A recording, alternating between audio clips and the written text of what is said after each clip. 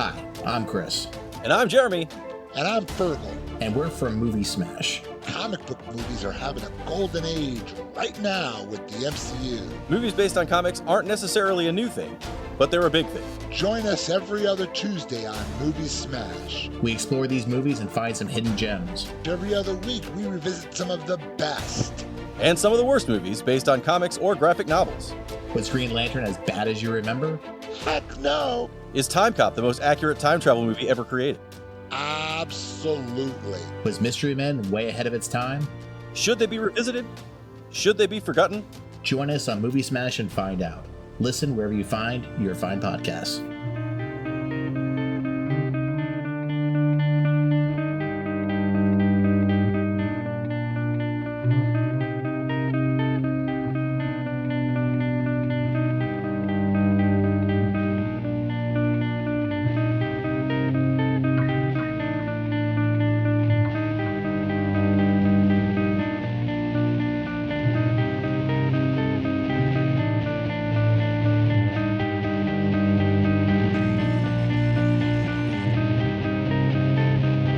Okay, everybody, welcome to the latest episode of All Too Real 2. My name is Michael E. Cullen II, and with me, as always, is Sesame, Turnkey. Political violence is bad, and I don't like watching videos of people getting shot in the neck without my consent, which is what someone did on Facebook earlier, and it made me feel really bad. Not because I like the guy, but because I don't like watching people getting killed. And Carta. Well, if you don't like watching people getting killed, you should probably not watch The Monkey. That's fiction. That's fine. Oh, okay. Just making sure. Yeah. So, this will probably come out like a month after the incident happened, but sadly, a political commentator was shot the day that we recorded this and killed. That's kind of a bummer on the world. Even though I didn't like the guy, it still sucks when anybody is shot by a gun, which we should have better control over in this country. Anyways, so with that being said, I'm not going to dwell on that. We're going to talk about a horror film where a bunch of people unfortunately die. Yes, it is the 2025 film called The Monkey. The short synopsis here on the Internet Movie Database is: when twin brothers Bill and Hal find their father's old monkey toy in the attic, a series of gruesome deaths start. The siblings decide to throw the toy away and move on with their lives, growing apart over the years. Then more happens, but that's all they have listed. Yeah, okay. That's all it says. Yeah, that's the whole movie. Years, and then we run the credits. Yep. Yeah. Okay. Yeah. So anyways, this movie was directed by Osgood Perkins, who directed Longlegs and some other movies, and is also the son of Norman Bates himself, Anthony Perkins. So, which is interesting. Cool. Yeah. This was written by Osgood Perkins, based on the short story by Stephen King from the Skeleton Crew collection of stories. Yes, the film stars Theo James as Hal and Bill as adults, the twins. And we got Tatiana Maslany as Lois, their mom. Christian Convery as young Hal and young Bill. We got Colin O'Brien as Petey, Hal's son. We've got Adam Scott as Captain Petey Selborne, the twins' father, absentee father. We've got Elijah Wood as Ted.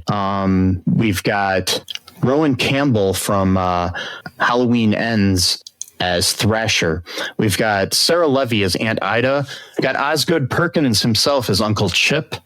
We've got Tess Degenstein as Barbara, Danica Dreyer, as Babysitter Annie, and many more. So Yeah, I love that. For one thing, I love the name Uncle Chip. It just has such a 19 vibe to it, or maybe late 70s. And also, but not only that, the guy looks like such an Uncle Chip. Like when I saw that, I'm like, of course that's his name. He's played by the director, Osgood Perkins. So if it looked like anyone else, And like Uncle, that does not sound right. Uncle Chip. That sounds like the wrong name for that person. When you see this guy with the sideburns, I'm like, okay, that's definitely an Uncle Chip guy. Like there's no question about that. In the book, he was named. I believe he wasn't named Chip. He was like named something else, like some other name, and but they chose Chip for the movie, which I think is cool. It does have a vibe to it. Really does, because the short story is a lot different than the movie in certain ways. But like Bill and Hal are not twins. Bill's just an older brother to Hal. So yeah, it's more told just through Hal's point of view. Yeah. So, what is your initial reaction to this movie here, Sesame? I didn't really like it that much, to be honest.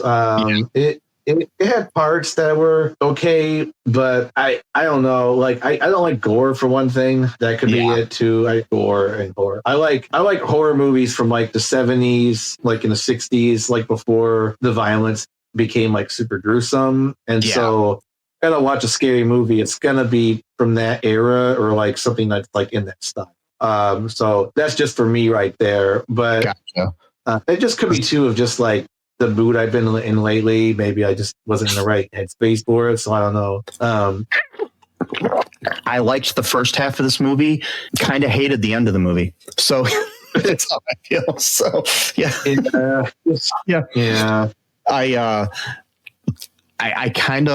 I think the ending to the short story is better than the ending we have here. That's my feeling on it. So yeah, in certain ways, but I do understand like the kind of like the metaphors throughout the movie too are kind of interesting, but but yeah, I will agree. I don't like the gore. I mean, even though I do like some gory movies, and I mean, I love this had kind of a Final Destination feel to it, but I also Final Destination isn't quite as gory, but it is at certain points. It's just, I don't know. It's kind of one of those, you know, I actually wish more of the deaths would have been more like Final Destination. That's why I liked that's kind of in the first half of the movie. Yeah. But anyways, what goes down in this movie? So we kind of have like, it starts like with a flashback kind of. This guy, he works as a pilot for an airline company, and he's trying to return or sell like this monkey kind of toy, but not really a toy kind of thing. And he's got blood like all over his neck, it looks like already, and shit like that. And he's like, whatever you do, don't let the drum, cause it's got like a drum. It's like a monkey with the drumstick. And but whatever you do, don't let the drum hit the snare, or you know, something terrible is going to happen. And so, you know, thing drums, and the guy's like, oh, I feel fine. But then something happened where like a arrow shot through him or something like like a fish. It was a harpoon gun. Yeah. Harpoon gun had gotten loose or something, and it pulled out all of his intestines, which was my first. I'm like, okay, I don't want to look at that stuff. But like, so the guy melts him with a flamethrower. So I'm thinking, okay, how can this monkey come back to life from a flamethrower? But apparently it did. And it's in the closets of the kids, his kids. And one of them just pulls it out, I guess, or something. And basically, he kind of like abandons his family because of this, but I don't understand how or why the monkey was left with his stuff. Because if the point was to like maybe protect your family from things or something, or maybe he was just didn't give a shit and he was like narcissistic about the situation. It's hard to say what his motivation was. Well, no, because the very first scene though shows him hitting it with a flamethrower, melting it. That's their dad. So no, I know. What I'm saying is, why did he then like? I'm just trying to figure out if he left the monkey there, like even after it came back to life, or if the monkey found its way to his family. Like, is it attached to this family now, or what? You know? Well, I think it is, because I was confused first, but because later on, Mark, he cuts the monkey into a bunch of pieces and throws it in the trash. Bill. Yeah. Sorry, Bill. Yeah. So that's kind of what happened there. And so like Mark, he's like technically like just like a few minutes younger than Bill. They're twins. And Hal. Hal is younger by Bill like and 2 minutes. Bill and Hal. There is no Mark or whatever. Yeah. Bill and Hal, and their mom's going to go on a date, and they have the babysitter take them to like Benihana or some kind of place like that. Yeah.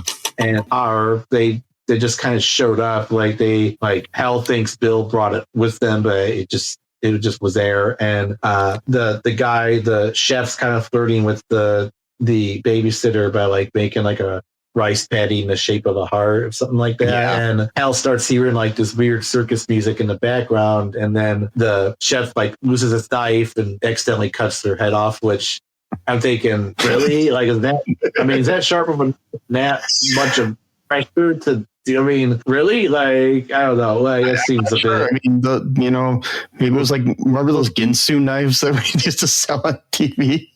I mean, maybe that's what it was. But so like her head gets cut off, and yay, and so like the trauma that these two brothers have witnessed like already is just like absolutely like off the rails. So they see this poor woman, her head severed, which is someone that they were kind of somewhat close to.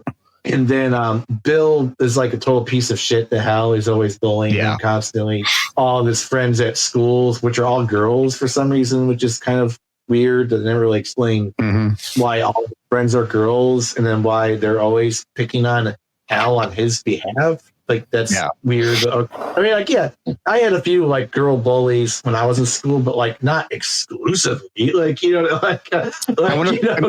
just like, I don't know if they're doing that to like subvert expectations or what, So it's kind of hard to, It's like one of those things. Like, is that a step forward in progressiveness, or is that a step backwards? It's just like, I don't know what it is. If a shit liberal feminist, you would be like that, where it's like, we need more female drone pilots. Like, it's not really what we're thinking about. Okay, like that kind of feminism, sure, but like real, actual, like egalitarian shit like that, not so much. But unfortunately, liberals ruin everything. So they're like, no, we want more black billionaires who are gonna ruin the environment. Yay, progress. Is like, maybe not have any billionaires. I don't know. Okay, off point here, but and so these poor kids, they witness this thing happening. Bill pushes Hal to the edge because he has these girls like take a bunch of bananas and just like pelt him with like hundreds of bananas. And so he comes home just like completely. Yeah. They made him take off his pants too or something. Yeah. That was a day, or like that was early, like another day or something. And like they were in the boys' room. So apparently it's okay now to be in different gender bathrooms, whatever, which fine, whatever. I guess it was okay in 1999. I don't know. I graduated in 96, so I don't know what school was like after that. I don't know. I don't know. I really don't care. But like, so they pelt him with these bananas. He's furious. So he goes to the monkey, and he kind of figures out that the monkey can kill people by them. And so he is really angry at the monkey. He turns the key, and he says that he wants the monkey to kill Bill. Kill Bill. That's interesting. Yes, this was actually Kill Bill Part 3. You didn't know that. Yeah. An alternate timeline, when he's just a kid. But so he asked the monkey, not Uma Thurman, to kill Bill, but the monkey decides to kill him. That's the thing, actually. Little known fact: the monkey was actually played by Uma Thurman. She went through like reconstructive surgery on her face and everything to make herself look like the monkey. It's a little known fact. All right, well, that's interesting. I didn't know that. Yeah, but I'm joking. Yeah, I know. I'm just kidding. So yeah, I mean that's what happened. The monkey killed their mother.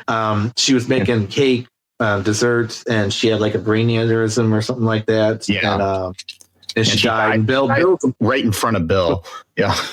Yeah, Bill came home from school, and he's the one who actually witnessed it. So that like totally fucked with his mind a lot. He kind of figured out pretty early on that Hal was pretty much asked the monkey to kill him. That's what happened. And so, they went to her funeral. It's pretty sad. Bill was like in straight up denial. He thought there was just like some elaborate prank that her mom pulled on them because they kind of were like a weird family like that. So would be something that she would do, which is like kind of crazy. And at both these funerals, the priest is like a stoner. Yeah, that's the other thing too. He's just like totally like, it's like, what the fuck?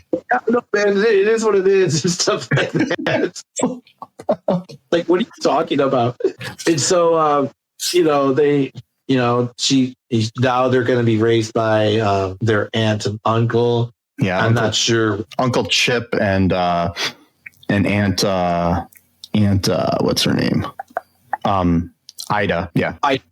Which one? Do you know which one was actually related to their mom though? Because I don't know. I didn't understand that because I don't know if the uncle was or not. And it's like I know it was the uncle Chip's telling Bill sits him down on the stairs and tells him not really, we never really wanted kids and all this other stuff. And it's just he's like we're swingers too and stuff like that. He's like, yeah, we're gonna do the best we can with you boys, but it's probably gonna still be pretty bad or something like that. At least being honest. I know. My thing is how did they end up with, it's like, I mean, maybe they were just the next of kin, so they had to, but it's like, I don't know. I just know I never personally planned to have kids, but I know if I did have kids, I would make sure that I found somebody and put it in a will or a document that if I die, those kids go to this person who I actually trust and is a good parent or something, not just some random relative. No, yeah, exactly. I know. It's just wild to me, and so that's kind of where we leave off a little bit. They take the monkey, they put it back in its little case, and they put a chain over it. And they chuck it into a deep well. First off, they thought they destroyed the monkey, and it reappeared. Yeah. When they got to the aunt and uncle's house. So yeah, because that's right. Hal cut it to pieces, but it had this liquid and shit, like it was alive, like it had blood or something. I'm trying to remember if it was Hal or Bill. Now I'm confusing myself, so I don't know. It was Hal. Yeah, it was Hal that tried to do it. I thought it was Bill, but I guess it's Hal. I'm reading the synopsis here. Oh. Yeah, there we go. Yeah, they check the well, and then we get fast forward to in the future where 25 years later, where Hal was kind of doing the same thing that his father did by staying away from his kid. My whole thing with this though, with these kind of movies or stories, what I don't get is okay, we get it, the story's gonna sound crazy, but why not just be honest from the get-go instead of having to drag out this drama of being hey, I know how crazy it's going to sound. I'm only telling you because I think it's the truth. So do what you want to do with the information. But here it is. I think this monkey is possessed. And I think that if I'm close to people, it's going to kill the people I'm close to. Whether or not they believe it, that's one thing. But isn't that better than just leaving? You know what I mean? My thing, too, is okay, if you know this ahead of time, I would be extra careful to never have a kid. Right. Or just be around anyone. Yeah. Be around and come close to anyone, which I know sucks. But if that's truly what you believe, though, why would you even get a girlfriend or a wife or whatever if you think that's just, you know what I mean? It'd be possible. Be celibate and don't ever make any friends and find a work at home job or something. I'm just saying. It's just I know it's terrible, but it's just if that's what you actually think, why would you then have a kid? But anyway. But again, with these, because there's lots of stories like this where it's I had to get away because people die around me or whatever. It's truly what you believe, then just be honest and tell that to the person. And if that person either could just reject what you say, think that you're lying because you wanted them, or they'd be hey, let's work through this. Maybe it's true, maybe it's not. I'm willing to take the risk because I care about you. So don't just leave because you think that that's you're doing what's best for all of us. It's God forbid anyone take, right? You know what I mean? I mean, I might be reading some into this, the theories or whatever, but Osgood Perkins' dad was Anthony Perkins, who played Norman Bates in Psycho. And so who was in the closet for much of his life. He was a gay man. Okay. Went off to have a family. He had a couple sons at least. And, and stuff like that. I could see this being almost a metaphor for that in certain ways, where it's the whole thing where I'm trying to hide who I am. So I pretend to be straight. And plus in society, you had to be at that time where, like you're trying to protect people from the stuff that could be thrust upon you, whether it be, you know, the evil of the monkey in this movie, or it could be the whole, you know, society not accepting homosexuality and stuff. Right. Yeah. I mean, it could have been, who knows with these things. There's usually lots of analogies and metaphors for things.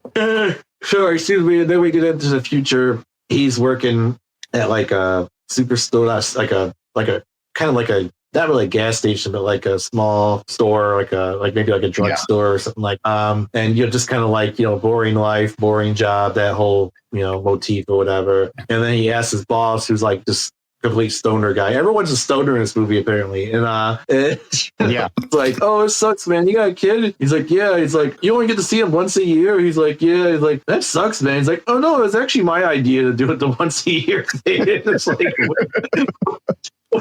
he's like, you know, I think it's better, you know, for everyone and stuff like that. I'm like, oh my god. And anyway, so where do we pick up from? So basically, at this point, you know, Hal is still pretty paranoid about the monkey and stuff and about his past. He has an estranged wife and a son named Petey, who he named after his dad. Why you would name the kid after your estranged father is beyond me, but whatever. Especially if you're going to be the second estranged father. Yeah. It's like, why would you? Like, and I'm abandoning you via my son, you know, whatever. It's like your son of the servant, your hatred for your father. Yeah, it's terrible. So his ex-wife is now remarried to like this guru type guy played by Elijah Wood. So like Frodo's in this movie. Anyway, so the yep. He's like a total dick. Yeah. So they want to like fully adopt Petey, and then effectively like completely cutting Hal out of his life. So this is like happening, and then there's a situation where he wants to like take Petey. Petey overhears the thing, I guess, so that he's going to be adopted. Yeah. So we find out that Aunt Ida is killed in a freak accident. So Bill ends up calling Hal, and he's like suspecting that the monkey may have returned, and he's telling Hal, you know, you need to go to the house and take care of shit, you know, after Aunt Ida died. So then it's at this he's at a hotel in this motel, and this woman explodes in an electrified pool. I knew I was gonna have to. I was like, oh great, here she goes. See, that's what I liked about the almost like the Rube Goldberg effect of a lot of the deaths earlier in the movie, where you could see them coming. I like it when that happens. Like that's what I liked about like the Final Destination things, where you could see it happening, and then they would subvert it sometimes, you know, too. But it was, you know, it's like they kind of gave that up halfway through this movie, though. So where people are just randomly dying, and there's no like build up to it. Because I like the tension more than I like the actual deaths. You know, that's just how I am as a person. I like the foreplay more than the sex. No, I'm joking. Before the killing? Wait, what? I'm just joking. No, I'm kidding. Yeah. So yeah, I mean, that only happened a couple times. But anyway, so wait, what? So they go there, and there's a real estate agent named Barbara, and she reveals that there's been like a bunch of like fatal accidents that have occurred in the town. Like, and then while she's telling him this and everything, this door opens and a falling shotgun then shoots Barbara in the head. Yeah. And Hal has blood all over his body and shit. Petey's there, you know, in the car or whatever. And he comes in and he learns that, he learns that he has an uncle when Hal had actually told him that he didn't have any kids, because Petey's doing like a family history thing for school, like a family tree or whatever you want to call it. You know, sometimes they're trees, sometimes they're forests, sometimes they're just little shrubs. You know, depends on how big your family is. I mean, Yep. So they soon learn that Bill's been living in this town the whole time, and that now he has the monkey because he he hired a guy named Ricky to retrieve it from like the yard sale. Yeah. Yeah. So he's had this like feeling in his mind for years that Hal had caused Lois's death, their mom, in an attempt to kill him. So he knew what happened, basically. Yeah. And so Bill wants the monkey back because he wants to retaliate. Yeah. But the monkey has its own plans, and it's just killing random people, you know, like it does, because, you know, it never happens to the people you want it to. The take requests. That's his own thing, and it's like a DJ at a wedding. You know, sometimes they take requests, sometimes they don't.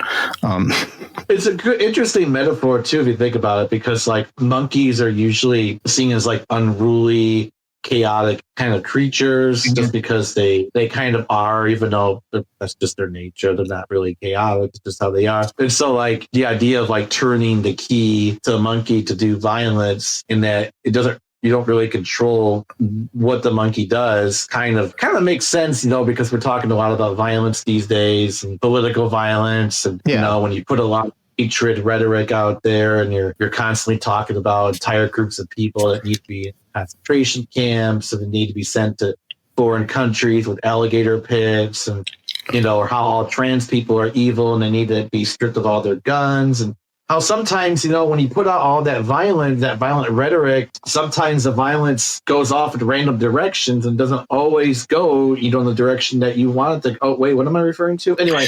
So there's a monkey, and there's a monkey. Yeah. So, you know, another interesting thing is like they always talk about like the monkey on your back, like that thing that you can't get rid of, like you know, is part of your history or something, like trauma or whatever, or that monkey on your back, like the drugs you're addicted to or whatever. I think that's interesting, like metaphor too, because I think the monkey itself is kind of like your childhood trauma that you can't get rid of no matter how hard you try. Yeah. It is interesting like that. Yeah. Yeah. And so like, you know, he's trying to use the monkey to retaliate, but the monkey is just killing random people.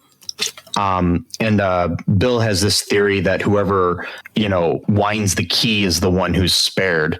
Yeah. So he, you know, the PD goes inside to Bill's house, and, you know, Bill's also got the monkey up on this like tower of like old TVs that he built, and like it's weird. It's like a shrine, like a monkey shrine. Yeah, with old like TVs and shit. Yeah. Did he also have payphones in his lair? I think so. Where he was calling from different payphones, so no one knew like where the actual. Which that's actually kind of smart. We should start doing that from now on. Like when we are going to be monitored constantly by the government, we should just get like payphones that we call from. And okay, what we'll do now too for our podcast is we'll just give all of our fans the number to this payphone, and instead we'll just talk into the payphone and tell them like our thoughts on, you know, the latest Larry the Cable Guy movie or something, you know. I mean, the quality is going to suck, but you know, sometimes you gotta make sacrifices for the cause. Sometimes we'll have to repeat it to every single fan too, so it'll kind of suck after a while. It's gonna be like Daniel Johnston, who would just like re-record his albums all over again. So you're depending on who listens, you're gonna get like a completely different. You might get the good version of our episode, or you might get the version where Mike and I both have debilitating migraine headaches and we're just not thinking straight. Depends on which. You know. I mean, one time we might really like the movie, and then eventually we might just start to hate it. You know, you never know. Never know, because there's been plenty of times where I like the movie, and then as we're reviewing the movie, I realize that I actually hated it. So, for example, I've also had the opposite happen too. So, example is Skateboard Kid. I loved it when I was watching it because I was high, and then I was like, the movie actually kind of sucks. Especially part 2. Part 2 was worse. So basically, Bill decides that he's going to keep winding the, that he's going to keep winding the monkey until Hal is killed, no matter how many people die. Yeah. Because that's fucked up. You know, it is. It's like, it's so selfish too. It's like, yeah, he tells Hal at one point that he's going to let Petey wind it, the key. And then, he decides that, I'm going to keep winding it and kill more people unless you let Petey wind it now. So anyways, Ricky, who's obsessed with the monkey, he forces Petey at gunpoint. He's in the car. He forces him at gunpoint outside of Bill's house to retrieve the monkey for him in Bill's house.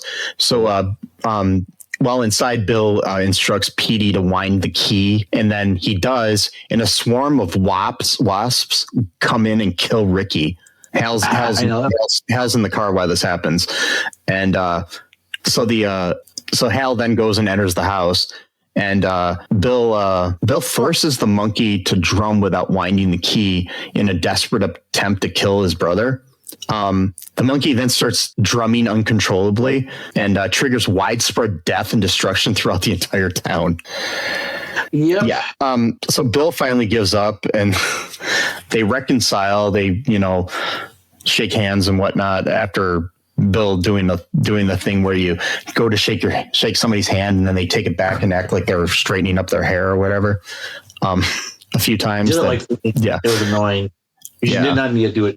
They finally reconcile though, and they basically, share the fact that they're both sad that their mom died, and but then shortly afterwards, the monkey beats its drum one last time, and Bill is suddenly decapitated by a bowling ball bearing their mother's name. Yeah, that was so stupid. Mm-hmm. I hated that ending so much. Yeah. Like, it's so dumb. So whatever. Yeah. And so they Hal and Petey get in the car and they take the monkey with them, and they basically accept the fact that they have to, keep the monkey forever so nobody else ever gets hurt. While they're going, like this pale black-eyed man riding a horse, which is like the pale horseman from the Bible and whatnot, passes by and acknowledges them. But he's now decided that he wants to reconnect with his son, and he suggests that they go dancing, as it's something that Lois had loved to do. And I mean, she even danced with the kids after the babysitter's funeral. So also earlier, after some of the deaths, there were always these cheerleaders that were cheering for some fucking reason in the town. And at the end of the movie, the stupidest thing happens where the cheerleaders are cheering out the side of a school bus, and a truck comes by and basically decapitates all the cheerleaders. Right, which doesn't make much sense of why cheerleaders always cheering that people are dying in their town. Mm-hmm. There's no explanation to that stuff, which fine, whatever. But I thought it was kind of stupid that there was no because again, Stephen King, he's always got this weird shit going on. Maybe the cheerleaders were possessed, or maybe weren't really there. Maybe I don't think they're in the short story. So. Probably not. Just makes no sense to even have, other than just being weird. Basically, it's oh, edgy. I'm going to have cheerleaders here. Isn't that so cool? Oh, I did not like it. So, in the original story, so here's the plot summary of the short story. I'm just going to read that to you really quick. Okay. The monkey follows Hal Shelburne, a man haunted by a wind-up monkey toy that seems to bring death and misfortune. The story begins when Hal's son, Petey, discovers the monkey in a box while exploring the attic of Hal's childhood home. Hal reacts with dread, recalling his childhood experiences with the toy. In a flashback, Hal remembers finding the monkey among his father's belongings in a storage closet. As a child, Hal noticed a disturbing pattern whenever the monkey clapped its cymbals, because in the book it's the classic cymbal monkey, not the drum monkey. Calamity followed. These events included the fatal fall of Hal's childhood friend Johnny McCabe from a treehouse, and the death of his Aunt Ida's cat, which was run over by a car. Believing the monkey was cursed, young Hal threw it into a dry well near his home. Decades later, the monkey inexplicably resurfaces. Its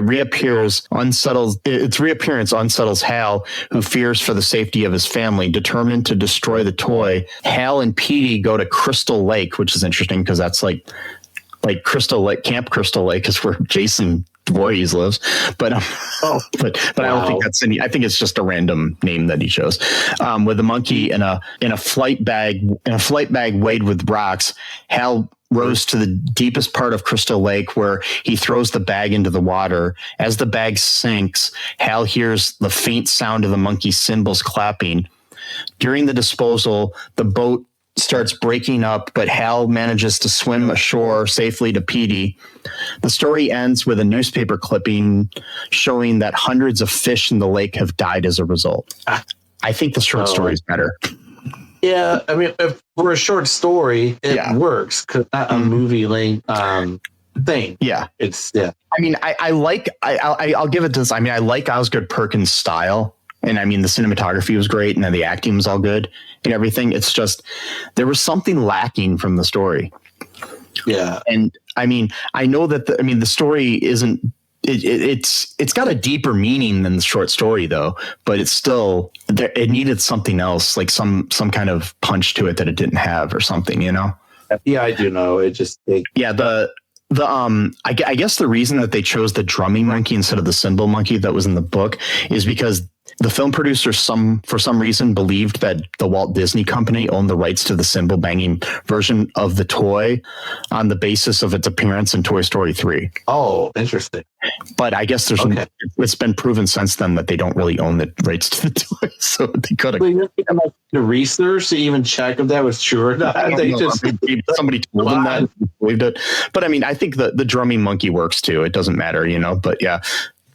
It's kind of it's unique. It's a little bit different than just having the same monkey or style of monkey doing whatever its thing. But it is an interesting metaphor too, because like how the end of it, where they just kind of have to accept that the monkey's just part of their family tradition. They can't get rid of it because it'll just come back, and so it's kind of like it's kind of almost like that family secret that not everybody has those, but like a family secret that you have, or something that only you and your family know about, and you can't tell everybody else, sort of thing, Yeah. And so I kind of like that aspect too, of like, and it's kind of it is also a metaphor too of like, even though like you have the power to do something, like you're not supposed to use it. So like technically, if they wanted to, they could just like have the monkey hit the thing, and anyone random person could die based on their action. So it's like it gives them like incredible, like they can't choose who dies, but they still have incredible power that someone will die if they do turn the key. And then to not use that power, that kind of gives you a sense of like control, like discipline in your own life. Like I could do this.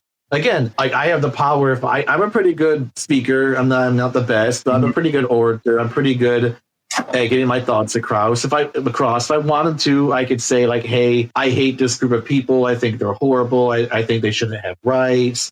I think that other people should attack them. I can get people really rallied up and stuff. But, when I put that out there, the violence doesn't always choose where, you get strays here and there. Sometimes the violence might come back to me without me really knowing it or intending it to be so, but it could happen. So it's like you got that power, but maybe you don't use it at all. Like maybe not even for good. Maybe you just don't even use the power. Maybe you got it, but you just don't do anything with it. That's possible too, right?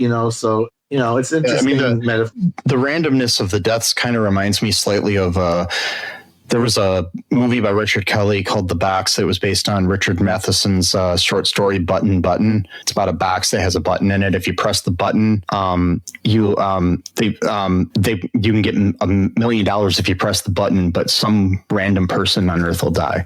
Well, I've heard about that too. Yeah. Yeah, it's it was adapted into a Twilight Zone episode, but it was also the Box, which Richard Kelly, his last film that he made. He was the guy that made Donnie Darko. I was going to say, it sounds like it came out recently. Like it came out in 2009. Yeah, it's I like the movie. Most people don't like it, but anyways, I like Richard Kelly as a director, but the concept where you press the button and somebody's just going to randomly die. You don't know who it is, but the risk you take though with that is that it could be somebody you love. Well, what about you? Is it also it could be you as well? Yeah. So I mean that's kind of like what happened in this movie where they turned the key and then Lois died. It's like, yeah. It's a funny, not funny thing, but the interesting thing about that too is that Hal probably should have realized when the babysitter was killed that was random too. And so like who would babysitter to die like that? No one would be for one thing, no turned the key to begin with for that's the other thing too. No one even turned the key when the monkey decided to kill the babysitter. So maybe you don't even need the I think the kids had already done it earlier. Oh, okay. It took a while for it to maybe place, I think. If I remember correctly. Yeah. Al shot the fact that, because he started hearing, so he kind of had like a sort of like intuition a little bit before Bill did about it, because he could hear the music like in his mind before the chef accidentally cut her head off with the Jinsu knives apparently that are like fucking samurai swords here at Benihana apparently. I've never been to a Benihana because I've never been anywhere near where I've been. I was talking earlier. I don't know if is there any more, because I know that they got wrapped up in the whole penny stock thing with the Wolf of Wall Street guy back in the 80s. Are they still like even around? Around. I'm pretty sure they're still around. Because they still they have locations. How many do they have? That sounds good. I have to go. They have 89 stores as of 2024. So a lot, but that's but I don't think there are any like in Ohio. Locations. Here we go. We're spending our. Actually, there might be. Let's see here. Oh, there's one in Cleveland. So. Yeah, let's do a road trip. We go to Benihana. Yeah. Wait. How we should do one of those road trips like with Ted Nivison and Eddie Burback, where we just go to every Benihana and make a video of that. Well, like I said, there are 89 of them. Okay. That's a little bit right. And that's worldwide. That's not just nation, right? Yeah, there's let me see here. There's trying to see there's like the original one is in Tokyo. Yeah. I saw a whole video out of YouTube recently, the history of it. It's interesting. I've watched things like that too. But yeah, there's its first restaurant out. It had some in New York and Chicago and different things like that. Yeah, so it's I guess there's looks like there were at one time like two chains of them too, like two different companies and stuff. But it looks like there's some in North America, South America, Europe, Middle East, South Asia, Southeast Asia. So yeah, we'd have to go all these different places. Yeah, we got to save up our ad dollars from our podcast so that we can. If you want us to do that, let us know, because then we could go to Kuwait and Lebanon and Qatar and Qatar. I mean, what do you call it? Yeah. Wait, Qatar? Is it in Qatar? Yeah, there's one in Qatar. Yeah, there's one in Saudi Arabia. There's one in the United Arab Emirates. I always wanted to go to Saudi Arabia. I want to go to Mecca, but if I can't go there, I can at least go to Benihana. So, it's basically the same thing, right? It's the same pilgrimage, right? It's terrible. All right, it's blasphemous. Yeah. Anyways, folks, we're getting off topic here, but yeah, on So this year for our All2-October, I'm wondering, okay, on a scale of 1 to 5 scares, what do you give this movie? Oh, 1 to 5 scares? Yeah. Because like you said, nothing in here was like you could predict what's going to happen. So it's not really. Like, for example, I was watching this video last night called like the horrors of Arabic YouTube or something like that. And it was talking about the era of YouTube where people were like uploading like basically like their own little horror movies, like 3-minute long a piece videos. And so one of them was this guy who was from Saudi Arabia, lived in Saudi Arabia, and he was filming these like ghost things, like where he was pretending to chase a jinn in like a really old abandoned hospital building. Oh God, it was terrible. And if you see this one, it's just constantly popping in the doorway. God, that shit right there scared me more than this. You know what I mean? So that I'd give it probably a 2, maybe 2.5 at the most. So yeah, there we go. So Because I like the first half of the movie, but I don't know how I feel about the second half. I mean, so the thing is, it's like it had a definitive ending, had a good opening. It's kind of the middle that it was just rushed, in my opinion. So it just kind of, I don't know. It just there's not a lot that happened in this movie, and I wanted some more plot. That's just my feeling. Yeah. I know a lot of people might be disappointed in our review because I know a lot of people like this movie. I just, didn't like it as much as I wanted to, so. I mean, yeah, it's not like, it happens sometimes, when people just don't like shit that you would hope that they would. Or yeah. Maybe different in it than we do, that maybe maybe they were in the right mood to watch it. And I wasn't. Maybe, other shit going on. I mean, there's movies that I think are just absolutely brilliant and other people just don't. Like, for example, Malcolm X. I think that movie is fantastic. And there are some people who just don't like it that much. They still think the cinematography is that good. I'm like, how cinematography is good with all the cool camera tricks they were doing with the budget that they had? They're like, no. I'm like, okay, well, I guess we just see things differently.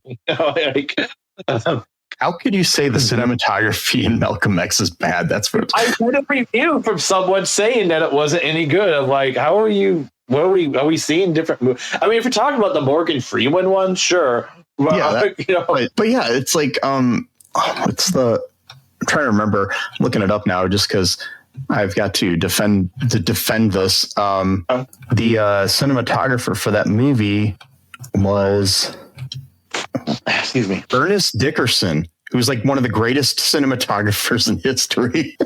I know. No, literally, when I read that, I was like, what the fuck? He's done a lot of Spike Lee movies and stuff, but he's just like, he's like, how could you watch that movie and not even like the one scene which was actually pretty easy to do, it seemed like, but it still looked amazing, is when Malcolm is basically walking to the building where he's about to get assassinated at, and he's on like trolley, and it looks like he's just sort of like floating towards the building, like without walking, because he wasn't walking. Literally, he was on like a skateboard type thing or whatever. So that was kind of cool.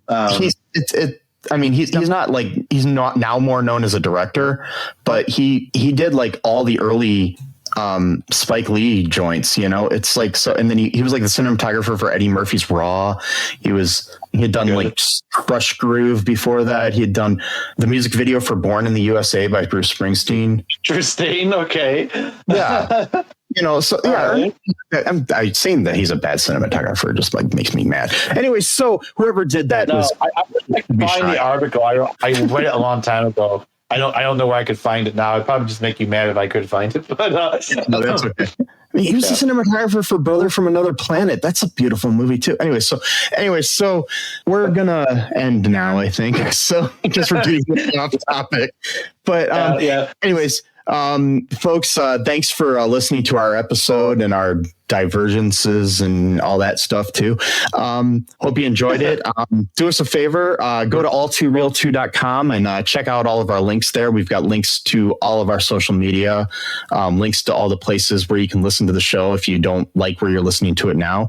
I don't know. But anyway, so be sure to subscribe to the show, share it with your friends, give us a 5-star review wherever you can. That'd be great. Check out our TeePublic and our Patreon. There's good ways to support us there. Share the show on the social medias. Just do it up, folks. Do it up. If you don't, I may have to turn the key on this monkey I've just acquired. Oh. But my monkey has this little thing added in where you can just write in who you want to. Anyway, so the no. Yeah, no, it doesn't. I don't have a monkey. If you'd like to buy me a monkey, it's just check out our all of our links there. There's a way to donate to the show too. Just do that. Anyways, folks, just remember that murder is bad. Okay. It's bad. I would say it is. Yeah. Trans lives are human lives. No human is illegal. For that. Empathy is good. Agreed. Yes. Free Palestine. Be different. Yeah. Be yourself. Remember that I love you. The monkey doesn't love you. And it's not a toy. It's not a toy. Sesame loves you. And until next time, Bye-bye. Thanks for listening to All Too Real 2 podcast, a Cullen Park production. Produced and edited by Michael E. Cullen II. Music by Matthew Hawes. Subscribe and share the show. Visit us at cullenpark.com.